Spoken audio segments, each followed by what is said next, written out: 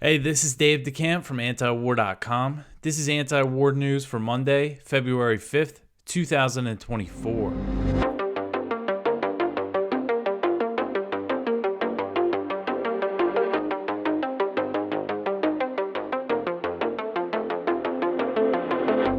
All right, so first thing I want to start with today was the news from Friday that what we feared was going to happen happened. President Biden ordered a ton of airstrikes in Iraq and Syria. They said that they hit 85 targets in both countries. And when U.S. Central Command made the announcement of the airstrikes, they said that they targeted the Iranian Islamic Revolutionary Guard Corps and affiliated militias. So that's what we were worried about, them actually targeting Iranians. As things stand now, there's no sign that any Iranians were killed. It was mostly the Iraqi militia members, at least in Iraq. And then in Syria, it's not clear exactly who was killed. But Kyle Anzalone wrote this stuff up for me, for us over the weekend. So I'll just read a little bit from his story. It says a massive U.S. bombing campaign struck scores of targets in Iraq and Syria with over 100 bombs, leaving about 40 people dead, including civilians. And so in Iraq, the Iraqi government said that 16 Iraqis, including some civilians, were killed. Although the following day, the PMF, which is the Popular Mobilization Forces, they're the militias that are actually part of the Iraqi security forces. They said that 16 of their members were killed. And then the Syrian death toll is unconfirmed. The only number we really have is from the Syrian Observatory for Human Rights, which they're based in the UK. They're not really the best source, but they're the only ones putting out a number. They say 23 were killed in Syria. The Syrian Defense Ministry said that members of their military, the Syrian military, were killed, as well as some civilians, but they didn't put out a number. So far, I've not seen Iran say that any of their guys were killed. So, we'll see how this escalates. And this was mostly in eastern Syria and western Iraq that these strikes were launched.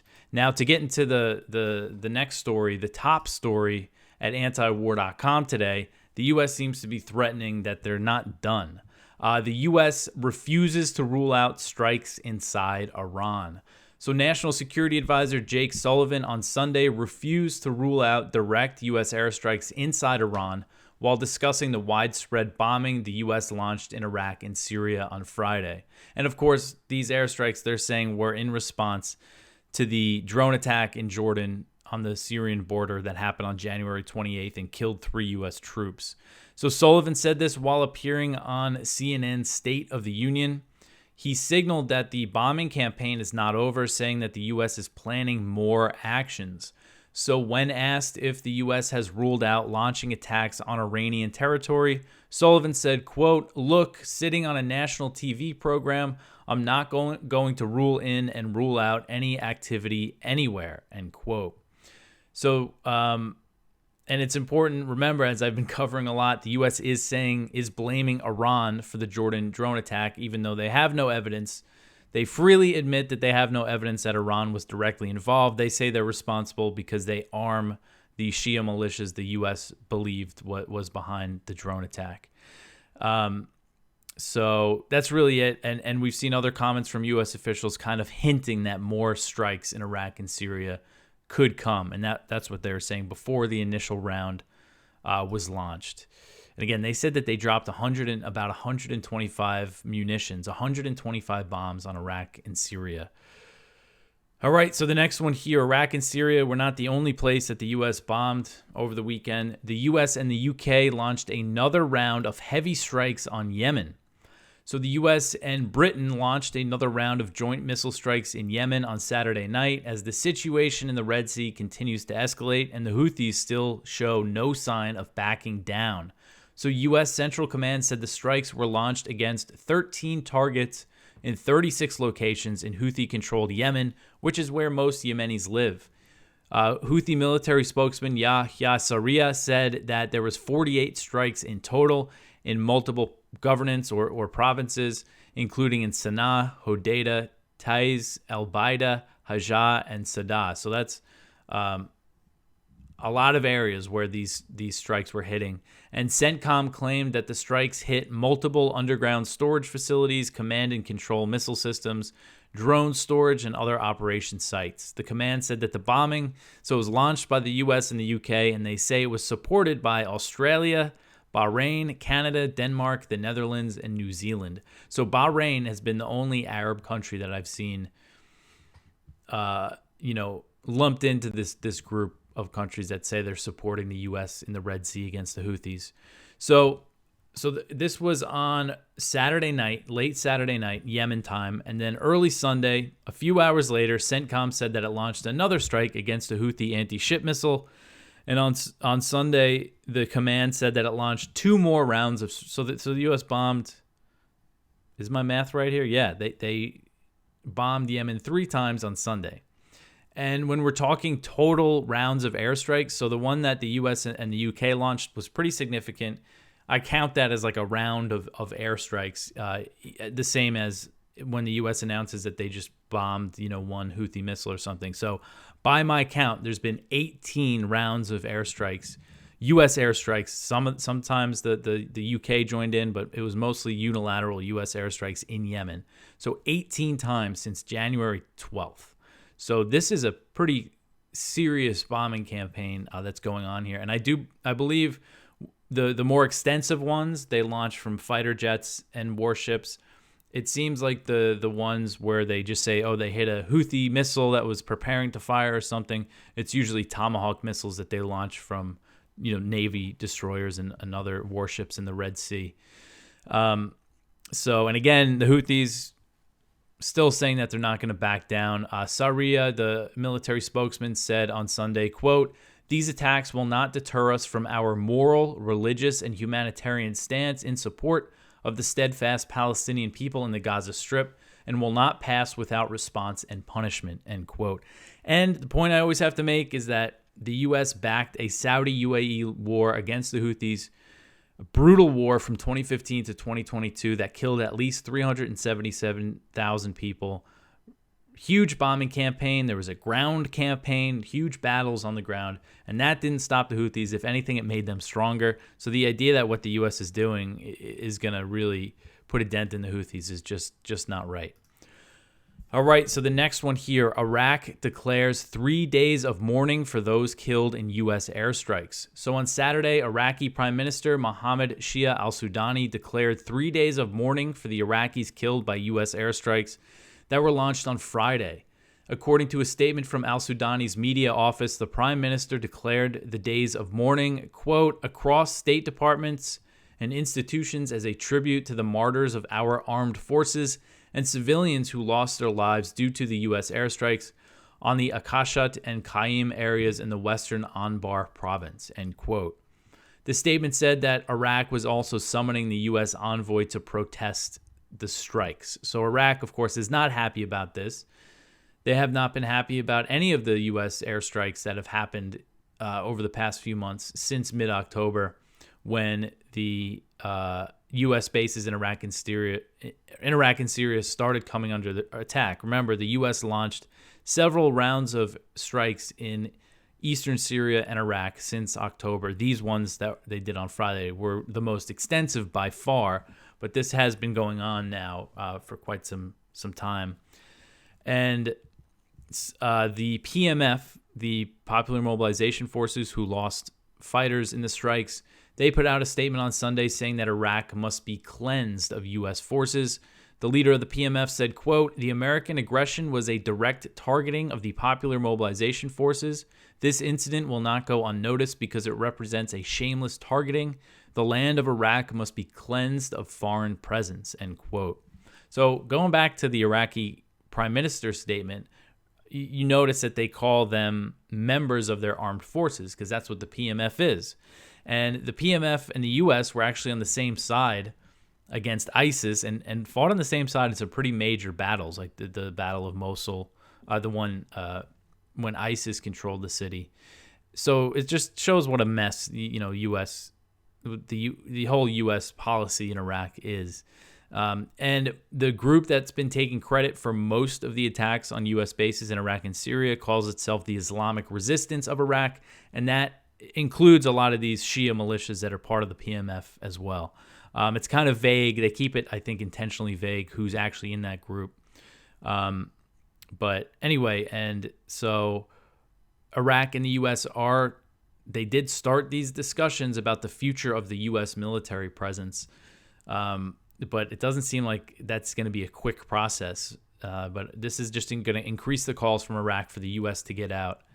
So we'll see, how things play out. But it's worth pointing out, Iraq says that they want the U.S. to leave, and then over in Syria, U.S. troops are not welcome either because the Syrian government is totally against the occupation. The U.S. occupation of eastern Syria. So two places where the U.S. is not wanted, yet they decide to stay and bomb the place anyway. All right, so the next one here, Iraqi bases housing U.S. troops attacked following strikes on militias. So this is another one from Kyle that he wrote up over the weekend. And basically, there was a couple drone attacks claimed against U.S. forces in Iraq. And so there's still more attacks on U.S. bases following the airstrikes. So far, it doesn't seem that significant. Didn't seem like it was anything that really did any damage. So it's kind of something to keep an eye on. I believe it was just 2 attacks on 2 bases, but no reports of casualties or damage or anything like that. So we will see how it all plays out. So it was actually in Syria and Iraq that there was these attacks. But again, it doesn't seem like anything major yet, but we'll see if the PMF, they could have a pretty big response. They do, more organized than just firing a few rockets and drones. If they really want to, attack the U.S., they can. If the Iraqi military turns on the U.S., it's not going to be a good situation for the U.S. troops who are there.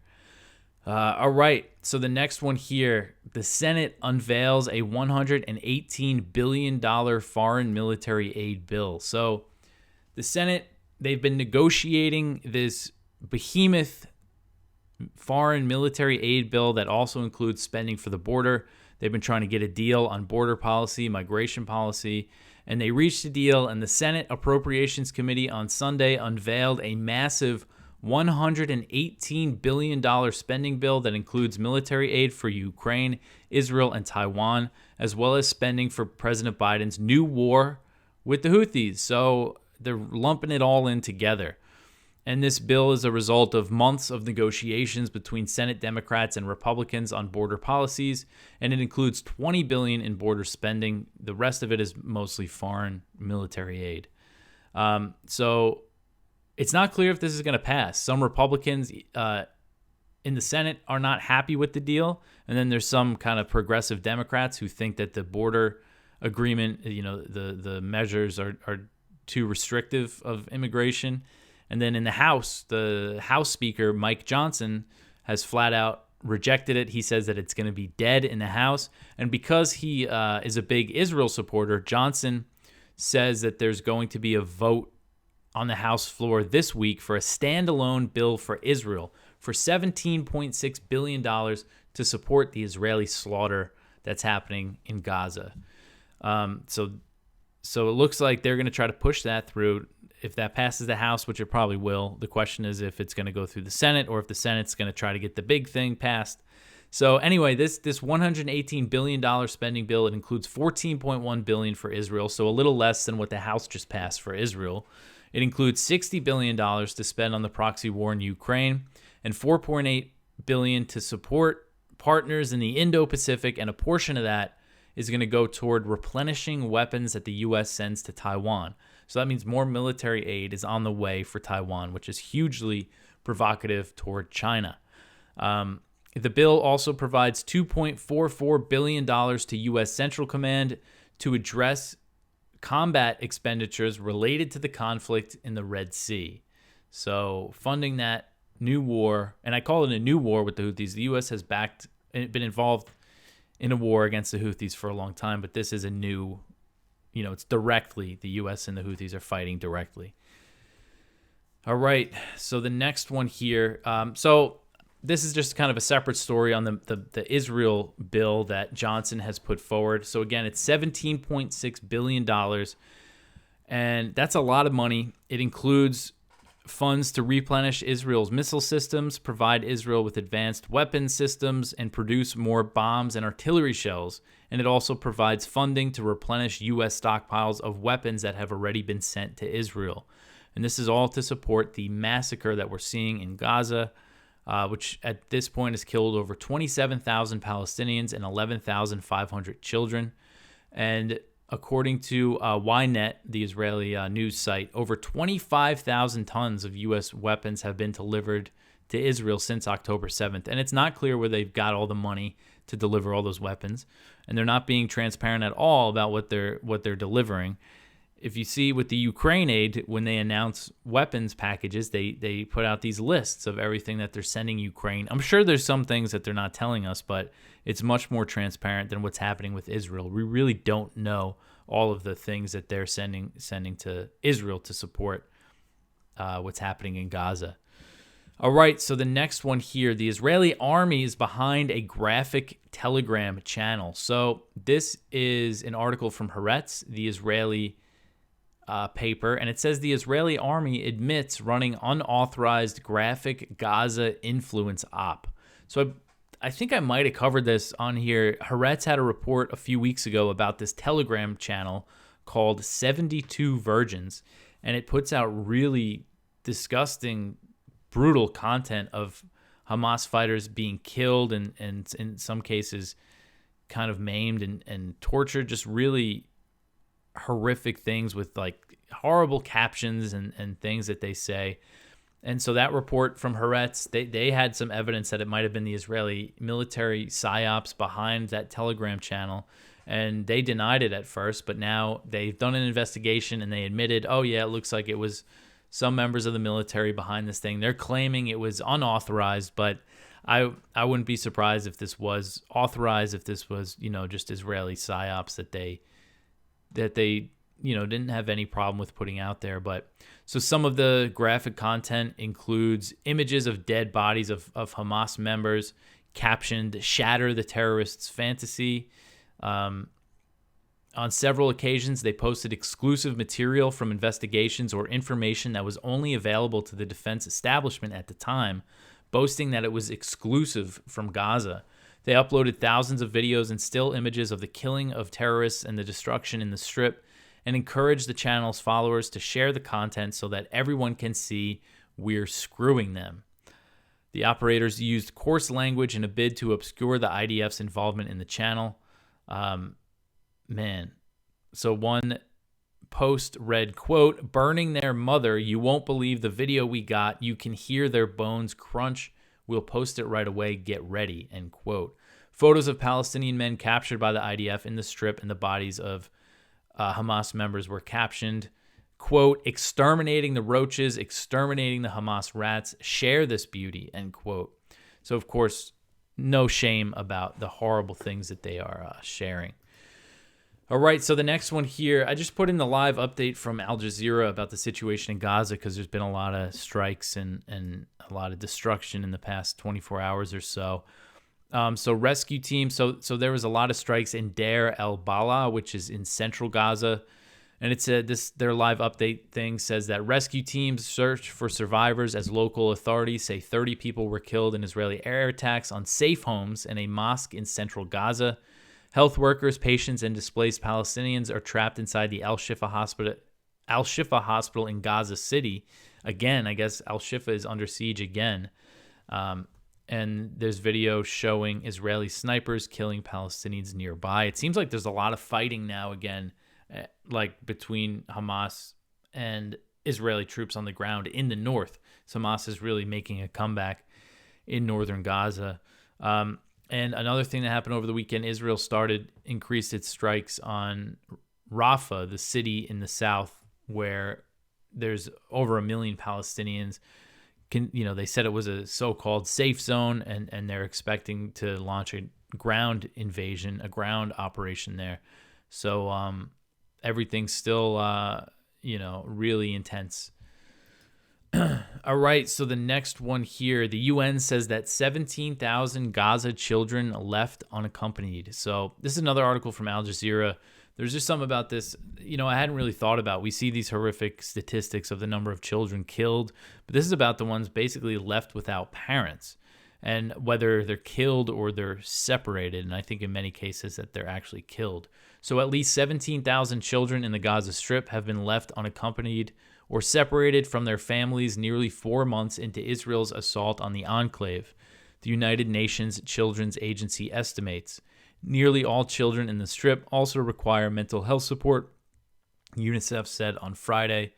So one UNICEF official said, quote, "This 17,000 figure corresponds to 1% of the overall displaced population, 1.7 million people," end quote. 1.7 million people displaced.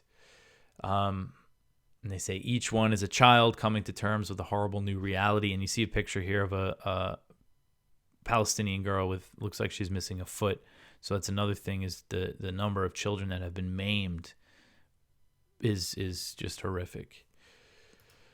All right, so the last story here, Ukraine shells a bakery with U.S. weapons and kills 28. So Russia said on Sunday that at least 28 people were killed in the Ukrainian shelling of a bakery in Lysychansk, a city in the Russian-controlled Luhansk Oblast in eastern Ukraine. The bakery was hit on Saturday afternoon, and the death toll rose as emergency workers searched through the rubble overnight. According to Reuters, local officials, and they're referring to the leader of the LPR, the Luhansk People's Republic, which declared itself independent from Kiev in 2014 after the U.S.-backed coup. And so there's been a war going on in this part of Ukraine since 2014. Luhansk is Russia controls virtually all of Luhansk. If you look at the map, there's a few spots. It's very small areas that Ukraine controls, but for the most part, the whole oblast is controlled by Ukraine. So anyway, the local officials say that the strike was carried out using a U.S.-provided HIMARS rocket system, and that's kind of the advanced GPS-guided artillery system that the U.S. has been providing Ukraine with. The Russian Foreign Ministry said that Western weapons were used. They didn't specifically say the U.S. HIMARS. But Maria Zakharova, the Foreign Ministry spokeswoman, called it a terrorist attack. And if you were watching here, you see I put in a map from South Front, and we haven't been covering the situation in Ukraine too much. But if you look across the front lines, there's tons of fighting going on. It's still raging, and Russia is slowly making gains. Pretty much all year they've been slowly making incremental gains, but it's steady.